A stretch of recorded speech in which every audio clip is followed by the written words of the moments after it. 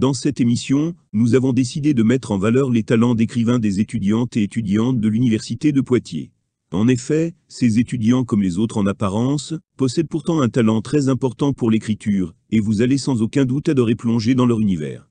Le texte que vous allez entendre aujourd'hui a reçu un prix lors d'un concours d'écriture, organisé en partenariat avec des maisons d'édition.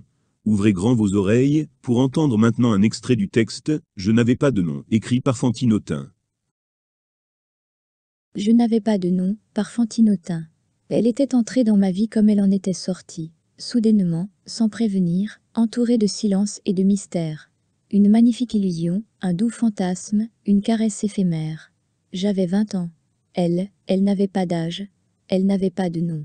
Elle n'existait que dans l'obscurité tamisée de ma chambre, dans le silence brûlant de la nuit, lorsque le monde se tait et que s'éveillent les songes. Elle était mon rêve. Elle était mon cauchemar. C'était une chaude nuit d'été.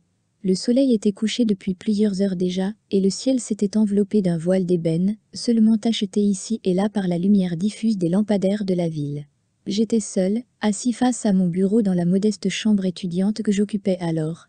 Une lampe de chevet à l'éclairage orangé habillait la pièce d'une douce atmosphère et projetait sur les murs les ombres de quelques meubles. Tout était calme, endormi. La réalité semblait figée dans ce silence nocturne, dont j'étais le seul témoin.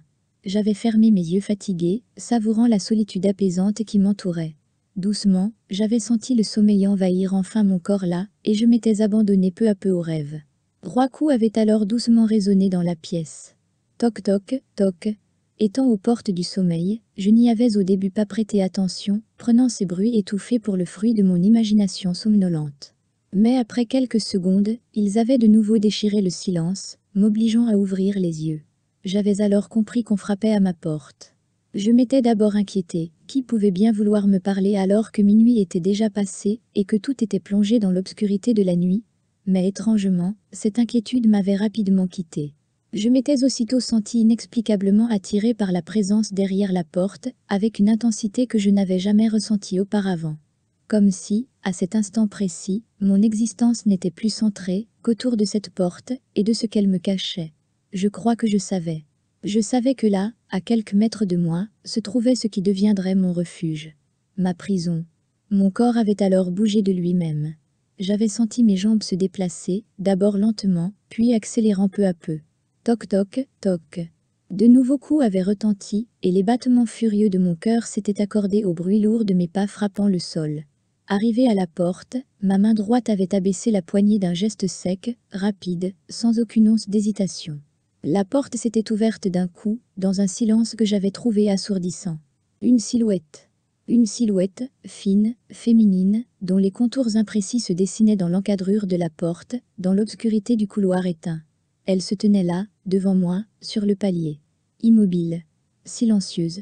Je ne voyais pas ses yeux, mais je les sentais, intenses, rivés aux miens. J'étais resté tétanisé, incapable du moindre mouvement, incapable de la moindre parole. Elle s'était approchée de moi avec une lenteur mielleuse, prédatrice, son corps peu à peu mis en lumière par le faible éclairage de ma lampe de chevet.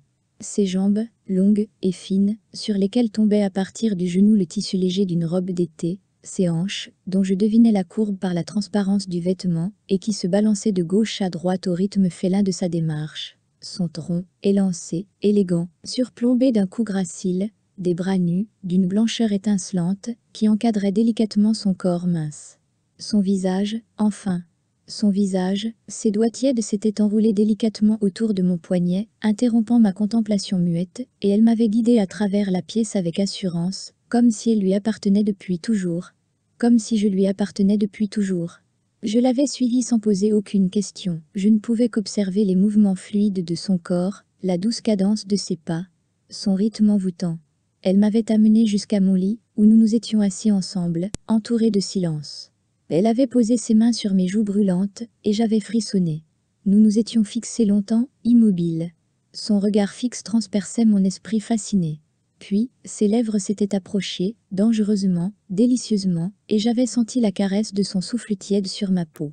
Cette nuit-là, nous nous étions embrassés pour la première fois, dans la chaleur tendre d'un soir d'été, dans le silence épais d'une petite chambre, où se mêlait au battement fiévreux de mon cœur, la légèreté de ses soupirs.